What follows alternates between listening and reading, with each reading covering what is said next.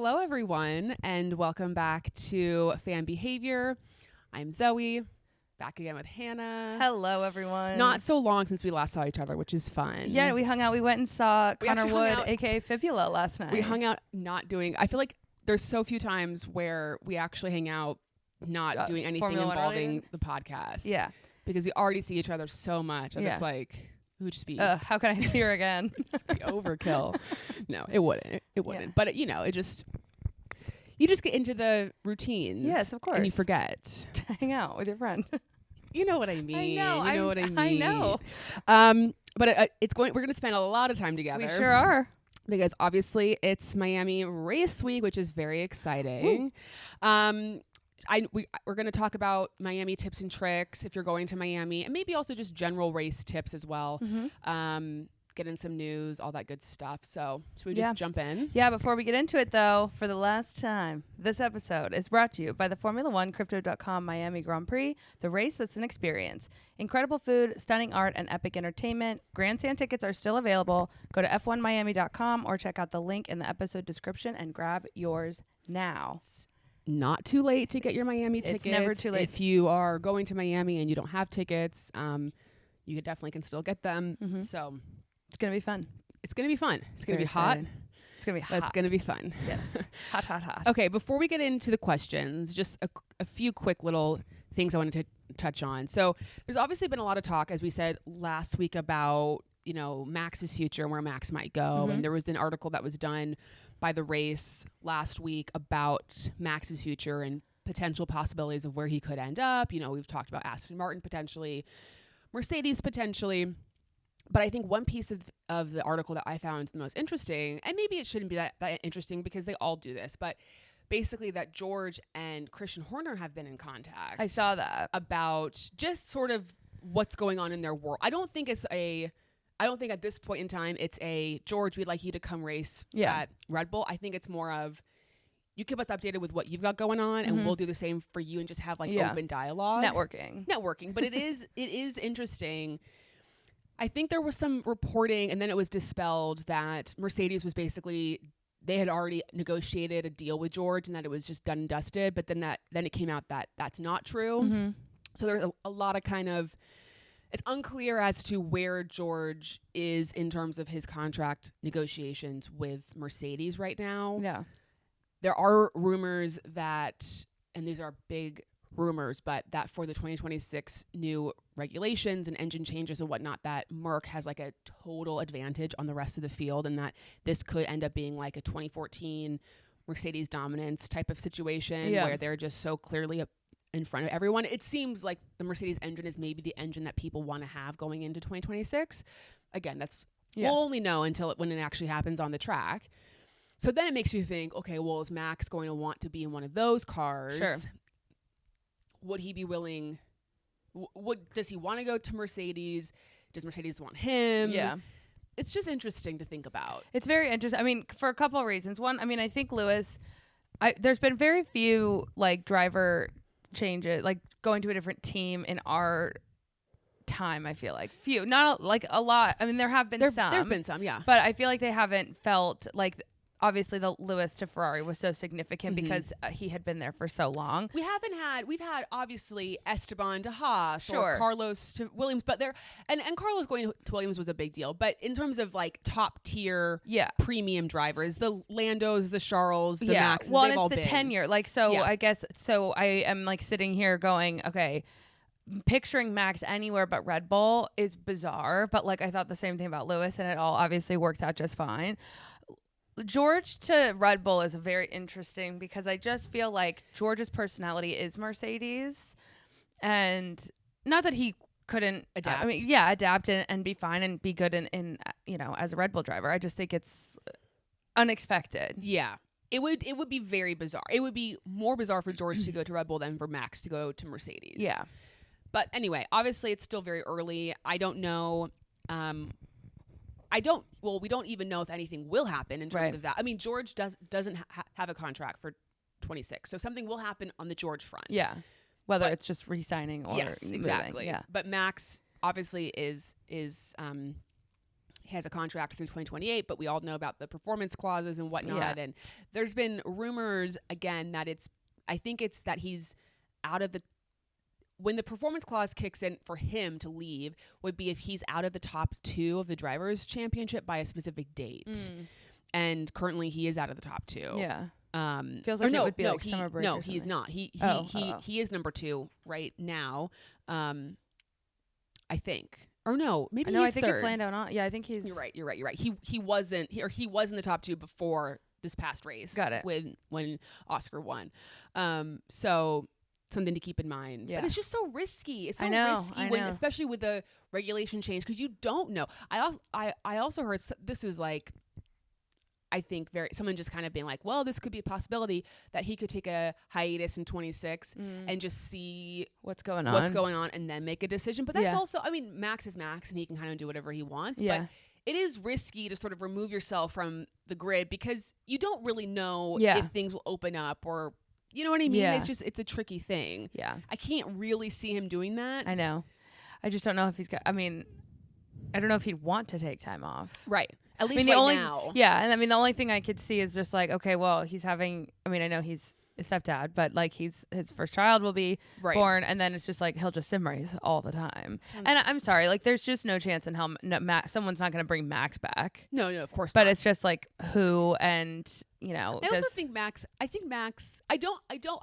believe him when he says all he wants to do is race and that he's sort of a simple man in terms of the things he likes to do in his life. And he doesn't care about a lot of the other stuff.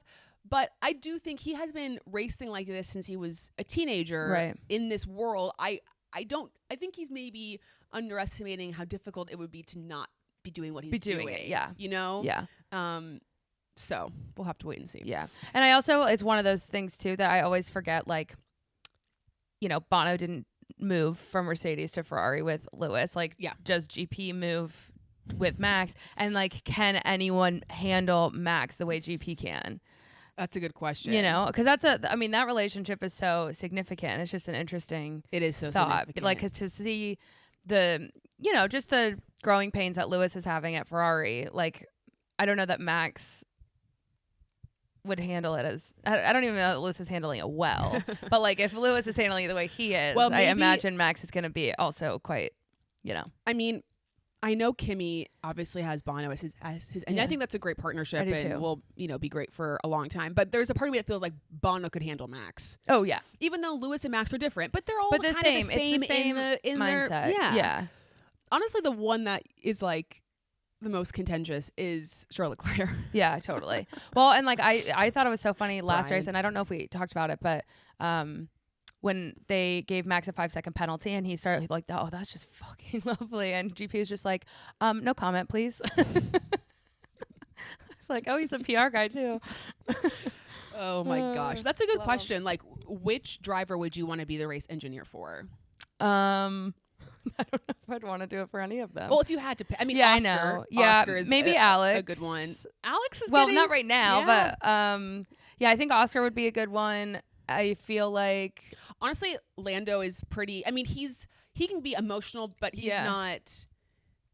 I mean, and we've been very on the record about how we love when drivers get sassy on the radio, and it's not. We actually think we encourage it. Yeah. The problem is, and let's just call it what it is. I could never be a race engineer because I would snip back. You're not calm enough. See, I think I could do it. Yeah, you could. Yeah, I could do it. And I mean, if I really needed to, I could, but I don't think I have the demeanor required to tell them no comment. Yeah. I think I'd be like, just put your head down, shut up, and just do what I told you to do. Yeah, and that might be what people need. Maybe, but we'll never know because we'll never know. I'm not qualified or, let's be real, like know enough to be in those race engineers are. They got so much going on. I would love it. They should have like, those immersive experiences. I can't think of an example, but they're almost at museums or stuff where you can go and kind of experience what it's like to be a whatever. Uh-huh. You kind of just like get in the world. It would be interesting if they had a experience where you could go and sit on a pit wall and just put on headphones and just hear all what the stuff people have to hear. Oh, that's a really good idea. I just want to know, because I know they talk about how you have certain people in one ear, the driver in the other ear, and you have all this information you're having. I think it would be really interesting. It would be interesting for people to kind of get a context of what it's like how overwhelming it is. Yeah. Or like, you know, you could pretend to be in the pit crew and what that experience is like when you have to go out to do the tires. Great idea. Thanks. Wow. Yeah. If anyone wants to make like some sort of immersive that'd be experience, great. Like a travel, like even at like an activation. It wouldn't have to be super complicated. No, it wouldn't. Yeah, kind of like a ride. Like, okay, you're working for fictional F1 team, and here's what your experience might be like. Oh, I love that. That'd be fun. Yeah, really fun. Okay. Maybe when we have some free time, business capital, or we could actually create art ourselves. Okay. Down the road. Yeah. When we retire. We have lots of ideas. Yeah. Okay, and the other just like piece of news, I say news lightly, but did you see who was wearing Yuki Sonoda merch this week? First of all, not just Yuki Sonoda merch, but the Red Flags Yuki Sonoda merch, which is so niche. So for those who missed it, Emily Ratajkowski, actress, model, internet personality, was wearing the red flag, the Yuki sweatshirt that I have. She was wearing that in t-shirt form this week on social media. Right. And I just have so many questions. I know. I hope we see them at Miami so I can just be like, hi guys, I just need to know, like, did you know she bought it? Do you know who bought it for her? Did you give it to her? Like, do you have an in? You know, I could see one of them having like a friend of a friend. Right. Crazy. I did notice that she does what not a jump scare. follow him on social media. She doesn't follow Yuki? No, he follows her, of course. He probably did it He's a smart boy. immediately afterwards. Yeah. Like the amount of brownie points that he now has. Yeah. He can just walk around the paddock and be like, yeah. Emily Ratajkowski wasn't wearing you on her shirt, was she? Yeah. So he is such swag right now. Yeah. He really does. He's high, what's the word? No, he's very low. But I just mean he's got a lot of momentum. Clout? It's like things are working in his favor. Yeah. So I just thought that was hilarious. Yeah, me too. I did want to comment and be like, where was this energy when we were wearing your merch? So rude. No one see me in my Fred Vasseur t-shirt. Come on. But anyway, so shout out to Yuki. Shout out to we don't carry the same cultural weight as Emily Ratajkowski. No. Just thought that was funny. Yeah. Okay, let's get to some of your guys' Miami questions. So just for some context, Hannah and I, how many races have we been to together? I think this is going to be our. So you've been to Austin? We've been to COTA twice. Oh, twice? Mm-hmm. Because we didn't go last year. Oh, right. So, yeah, COTA twice, Miami once, Vegas once.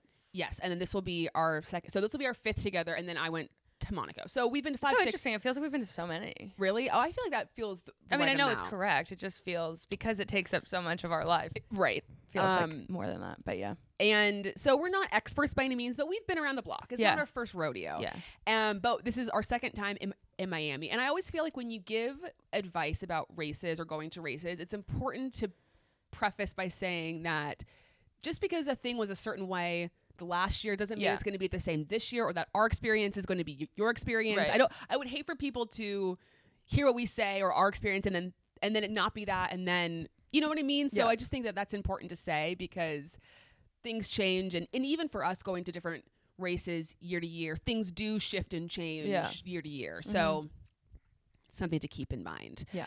I lost the questions. Oh, that's all right. Hold on, please excuse me as I pull it back up again. But yeah, so this is our second time in Miami. We went last year. We were in the grandstands last year. And I feel like we learned a lot.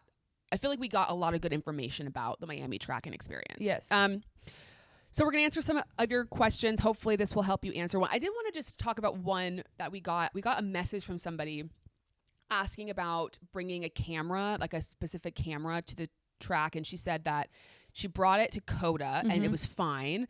But in the Miami sort of FAQ do's and don'ts thing on their site, they mentioned that you cannot bring professional cameras. And I guess this camera is technically a professional camera. So she was kind of asking, what should I do? And my advice is obviously go, if you have any specific questions, go on the Miami website, search it. But so much of it is like, yes, there's these rules, but it doesn't mean that they're always going to be enforced, or they might really be enforced. Right. So you kind of have to be careful with that. And so what I told her was, maybe don't bring it on the first day. Yeah. Bring a picture of the camera. Yeah. Ask the security person, hey, if I brought this camera tomorrow, would I be, would you guys let me through with it? Because the worst thing is that if you bring something and then they say, sorry, you can't bring that through, you either have to throw it away, you have to go back to your car or back to your like, yeah, right.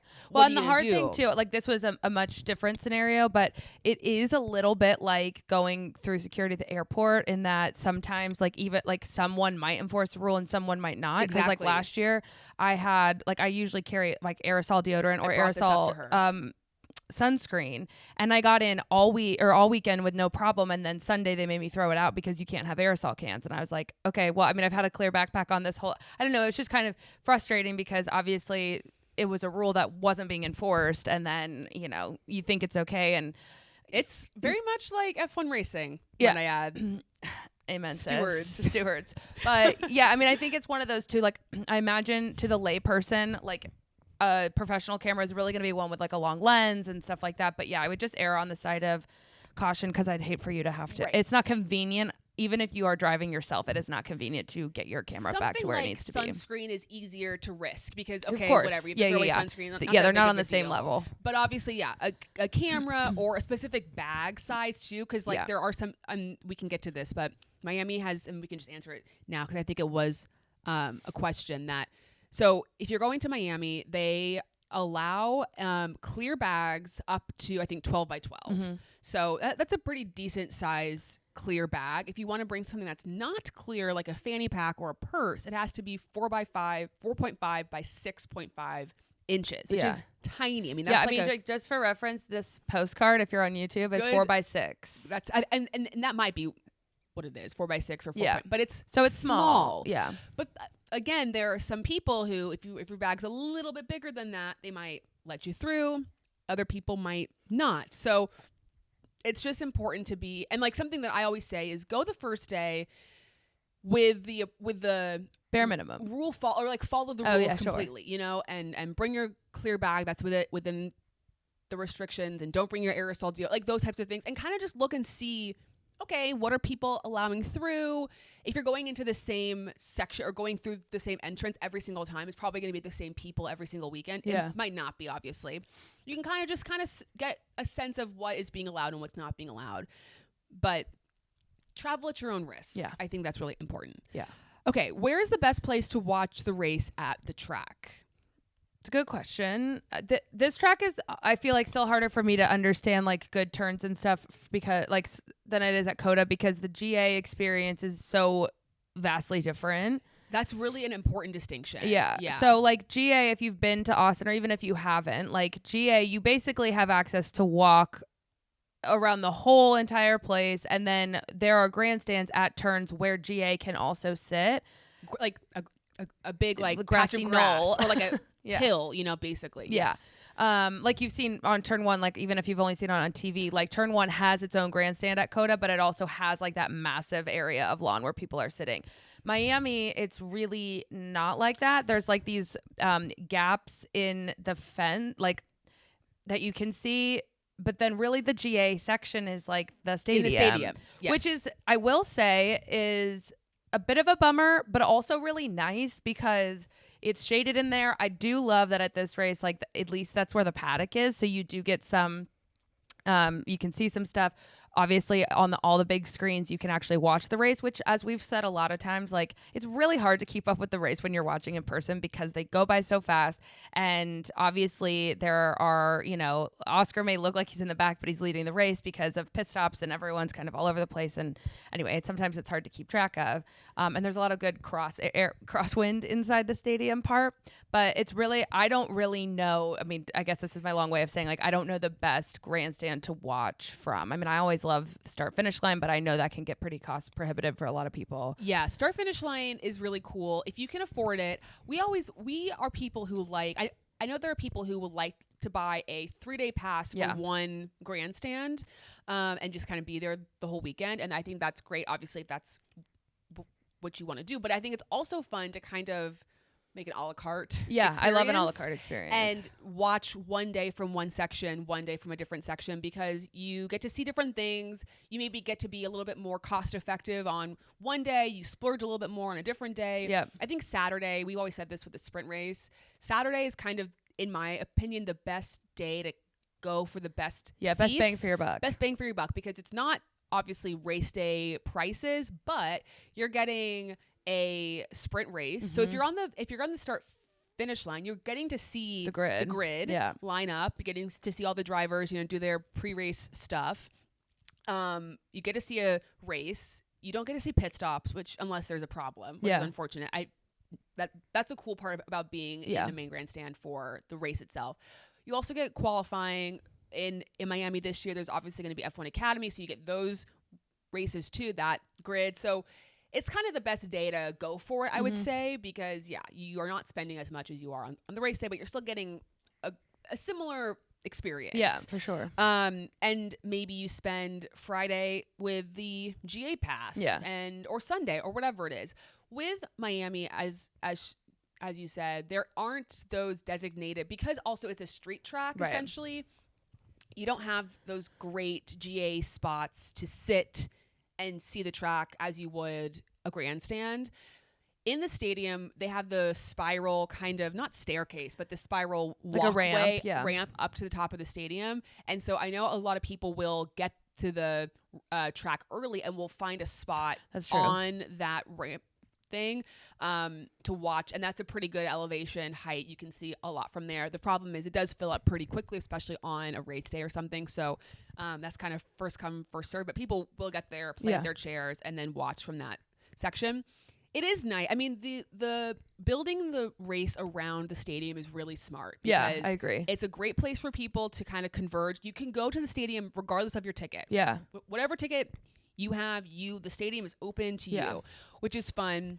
Bathroom, like real bathrooms. Yeah, good bathrooms, good shade, TV, so you can watch certain parts. I feel like some people didn't know this too, but there's also like a lot of the concession stands there are open. So I know a lot of the stuff on the ground level can get really crowded and line heavy, because that's where most of the people with grandstands go. They don't even really think about going into the stadium, but there are some like food and beverage outlets in there. Yes. And as you said, you can watch the paddock. You can see people walking in and out. You can kind of spot people. It's just a fun people watching. It's a good place to go. Even if you have a grandstand, definitely go and spend a couple hours in the day in the stadium just to cool down. I think last year we got ice cream and just kind of sat and watched what was going on in the paddock.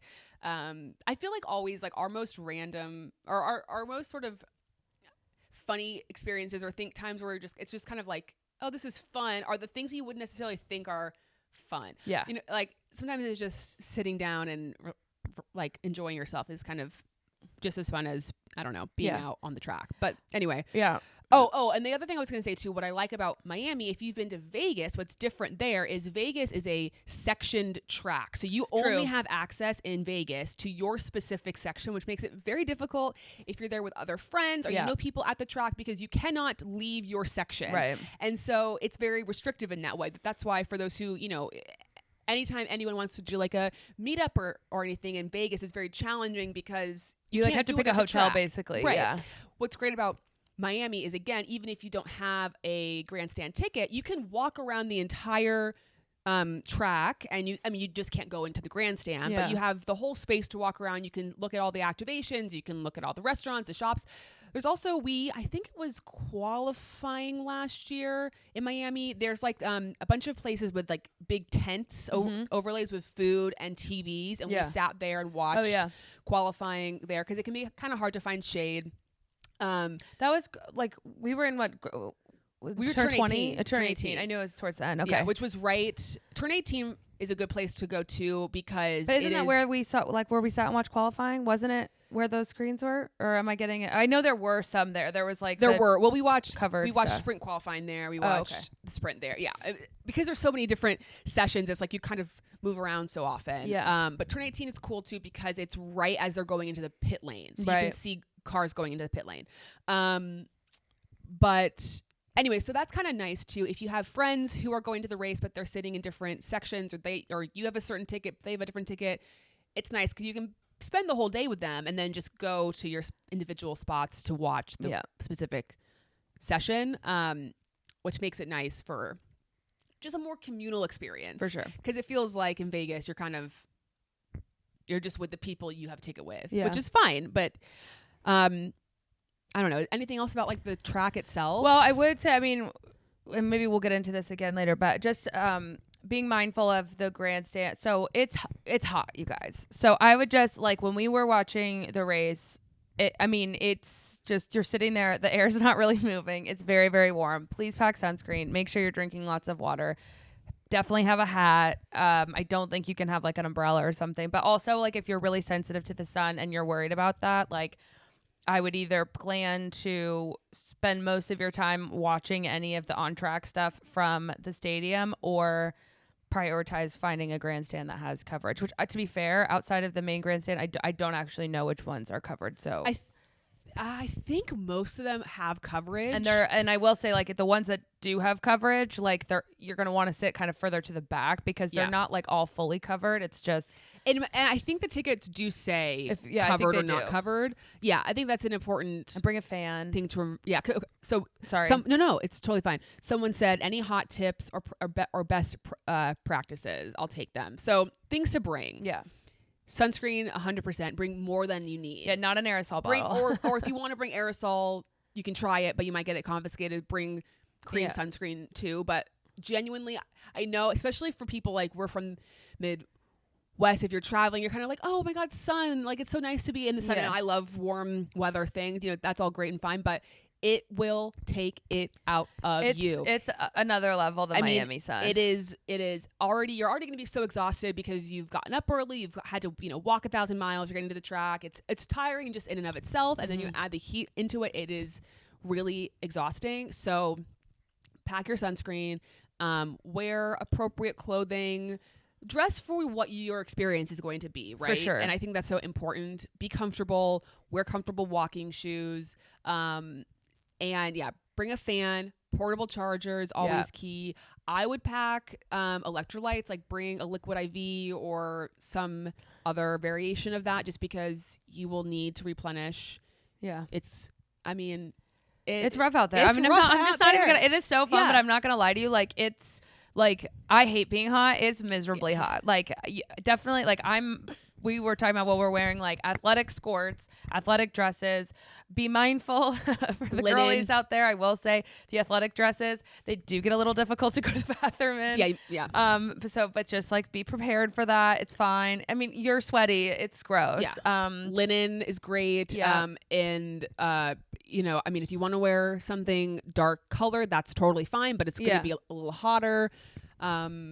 You just have to prepare yourself. Yeah. And it's all, it is what it is. Like, it's worth the pain. It's fine. Like, if we're making it sound like it's like a torturous experience. It is a lot of fun, but you have to just know, and you also have to know your threshold of what you can take. So you kind of have to be like, oh, okay, you know what? For the sprint qualifying or what, I'm just throwing out a different, maybe this one I'm going to watch from the stadium so I can get some shade, get some air, or I'll watch half of the race from this grandstand and then I'm going to go someplace else and watch it and get some shade. Or, you just have to do what's best for you in your best interest and what makes sense for you because, and like even we say this all the time about different races. It's so easy to feel like you have to you're going to a race, you're traveling, you might have friends there, you might have things going on. And it's so easy to be like, oh my God, I want to do everything. And I feel like I have to do everything. But like, listen, by the time you get done with a day at the track and you're tired, I mean,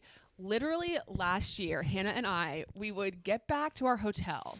We would shuffle the 10 feet to the restaurant, from the Uber, to the hotel restaurant, which was on the patio, before the front door. We'd sit there, we'd eat, then we'd shuffle on upstairs to our bedroom. We'd shower, we'd get in bed, and we'd watch a movie, and that was literally all we could bear to do. Yep.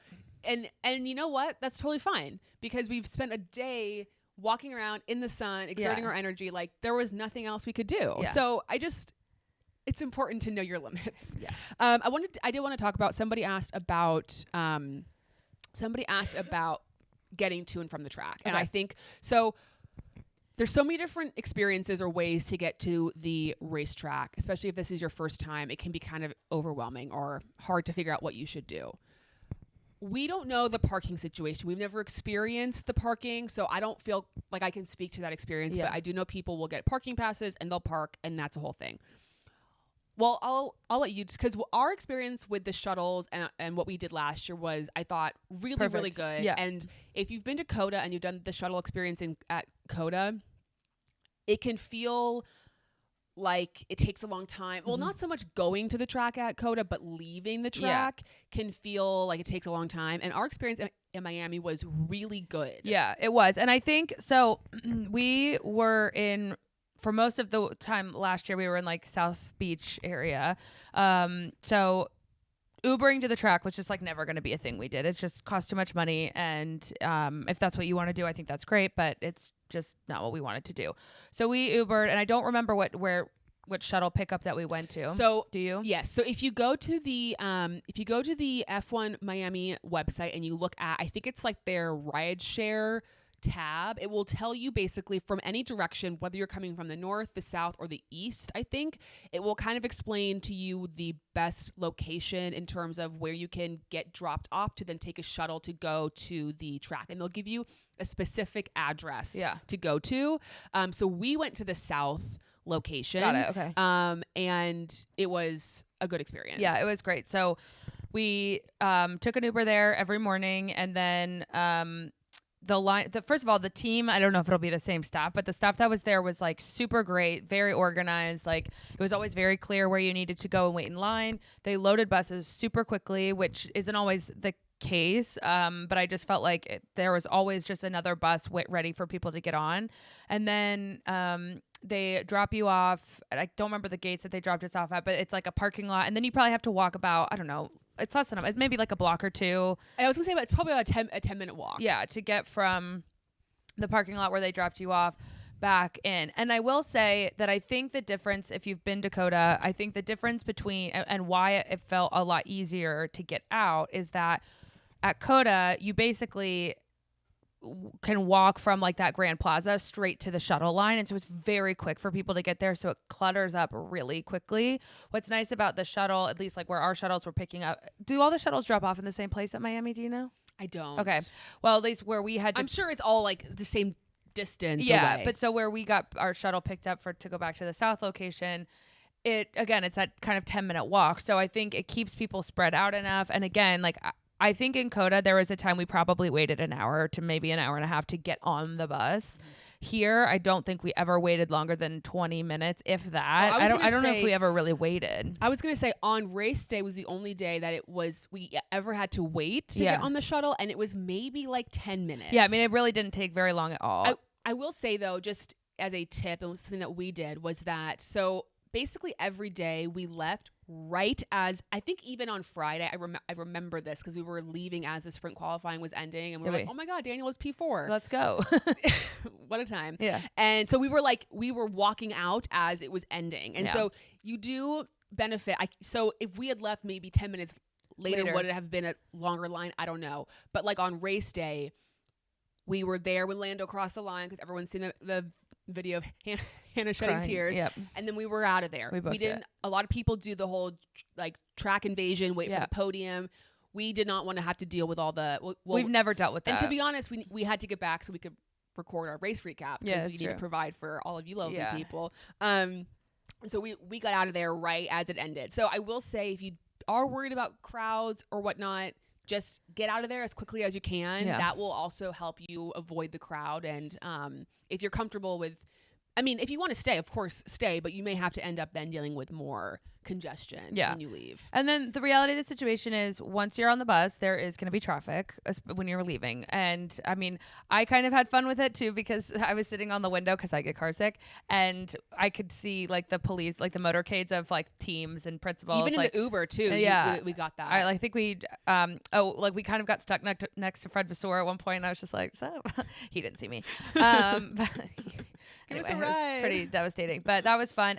But what is nice is that like they're very air conditioned, and it just gives you a moment to just sit. Yes. And if you want to take a quick nap, if you want to scroll on your phone, I think for me, the first time we ever went to COTA, we drove on the first. I think did we drive every day, or did we just drive on the first day? We only went 2 days. Oh, that's right. And we drove the first day. Okay. We took the shuttle second. I'll never drive again because for me, it's not being in traffic, it's being the driver dealing with idiot drivers, and it's just not good for my mental health. You can check out being in the shuttle. Exactly. You're just like, all right, this person is in charge of my life. It's cool. We're going to be fine. And then you just sit and in the air conditioning and scroll and watch Twitter. And it really wasn't that bad, I would say, the shuttle. And I would say it's probably like a 10, 15, 20 minute. I don't know the exact time it took to get from the track to the shuttle drop off spot. But then, you know, once you're there, you have to get into the Uber.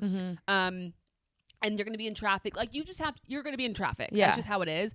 But it is nice, as you said, especially if you're someone who's maybe you're creating content or you're doing other things there. It's a chance for you to edit your videos or it's a really nice moment of downtime. Yeah. Especially like, I know this time, like, whereas like last year, there was a couple times where, well, we didn't do anything. Like, we went home. There are going to be a few things that we're doing in the evening now. And I think that time of napping will be really nice.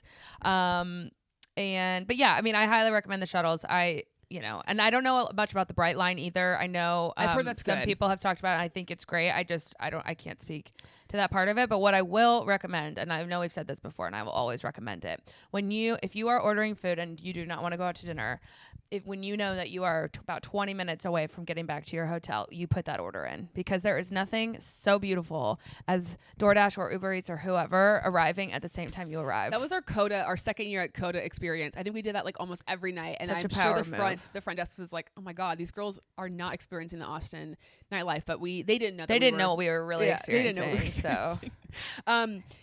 So, and someone also asked, and it's kind of loop in, is how long should I factor into getting into going to the track? How much time should I factor in? And I will say, for pretty much every day, at least as far as I can remember, again, I don't remember like super specifically, but we would get there pretty early. Yeah. And you know, I would say maybe an I feel like hour we were and a leaving the half. hotel. Yeah. I mean, I feel like we were leaving the hotel at like 8:00 every morning, maybe. Yeah, I honestly don't remember. Yeah, I don't really remember either. But again, I think it's all about like what experience you want. Like, first of all, it's cooler first thing in the morning.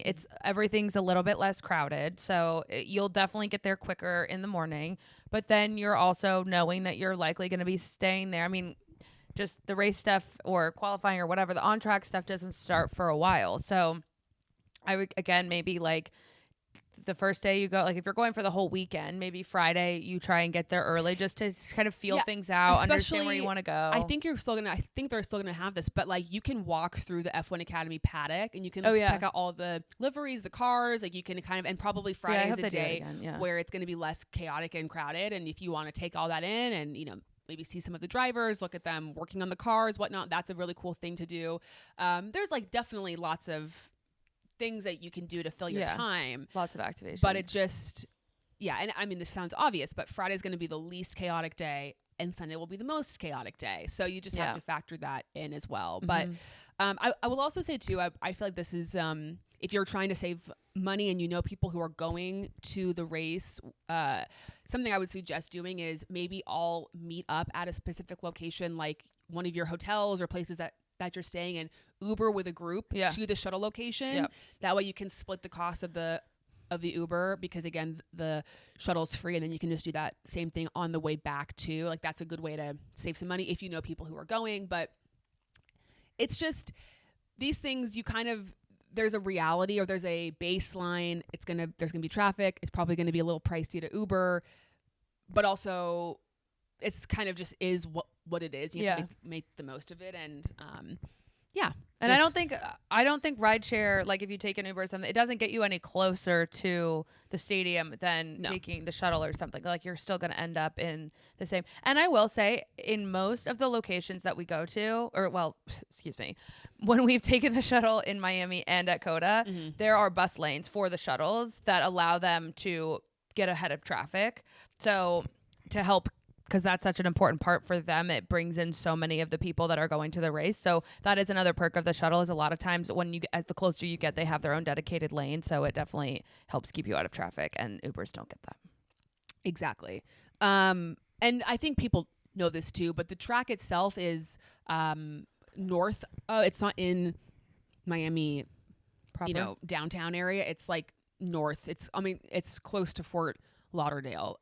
So that also, I think, kind of, you have to factor that in too, depending on where you are staying. And if you haven't, if you're going and you haven't gotten accommodations, I don't know that it's, because I think some people feel like, oh, if I stay closer to the track, it's going to be better. And maybe to some degree that's true, but I think it's going to be kind of chaotic and trafficy no matter where you go. So, shoe recommendations.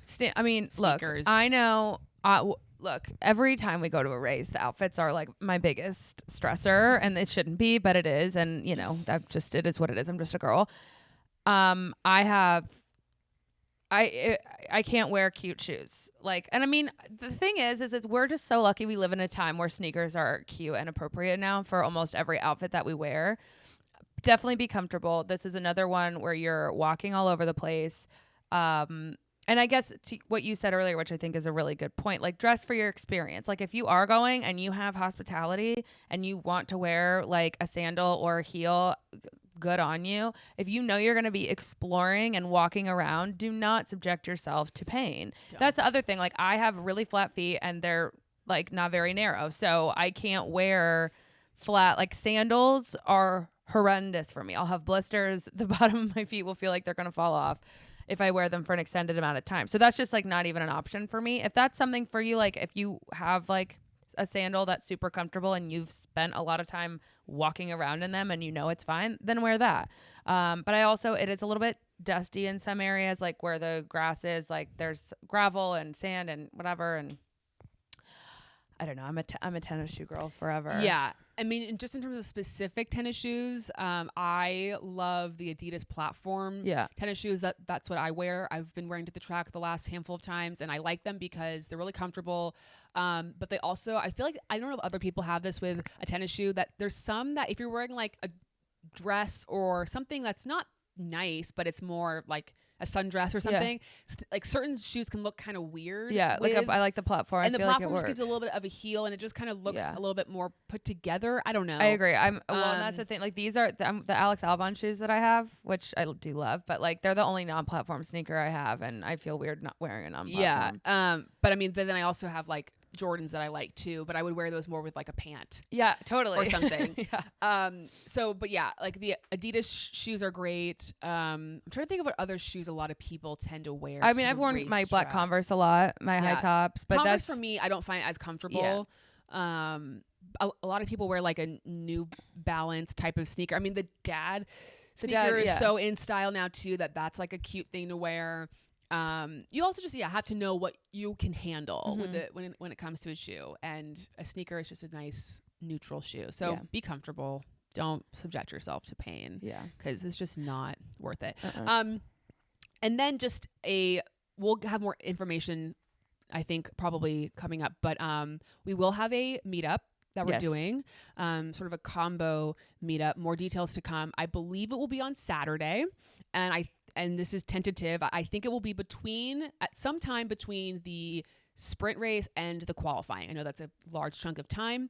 We did it last year right after the sprint race. I think right after the sprint race and right before the F1 Academy race, which was a good time to do it inside the Hard Rock Stadium. I don't know if we're going to do it in that same spot this year, but if you're not following us on Instagram, please follow us on Instagram, or at least check our Instagram. Yeah. Because that's where we'll be posting the information, the timing, all that kind of stuff. So if you are going to Miami and you want to come to the meetup, make sure to follow us on Instagram to kind of get all that information.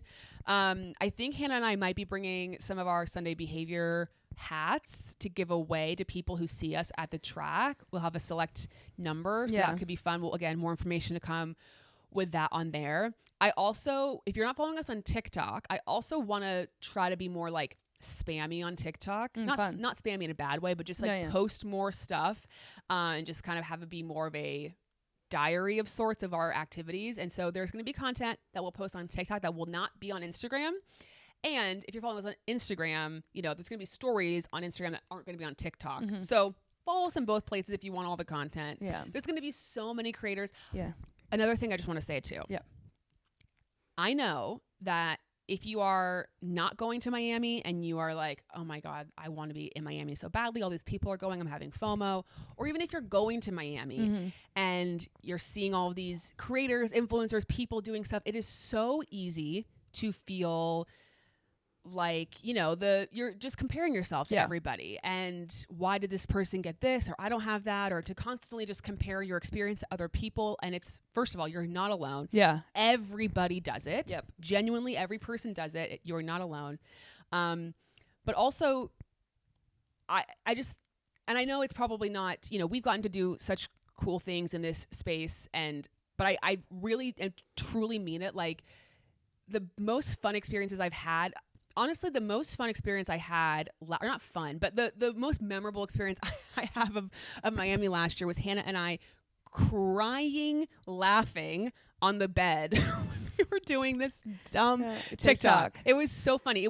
You would never expect that's going to be like the funniest moment. The Florida sound, the Taylor Swift song. Genuinely, I mean, I have not laughed like that in so long. Like we had mascara running down. Like I had like makeup streaming down my face. We were not breathing, laughing so hard. So funny. And again, it's not something that you'd be like, oh my God, that would be the most fun experience. I guess what the point I'm trying to say is just like, enjoy the experience as it is for you and have fun with it. And I don't know, just try to remember that each person's experience is different, and just because somebody has something that you don't have doesn't mean your experience is any worse or any less valuable. Right. And everyone says this all the time, but I sometimes think it's just hard to like really listen to and sink in. It's like, you are seeing what they want you to see. Yes. Like, just because it looks like they're having the best time does not mean they are having the best time.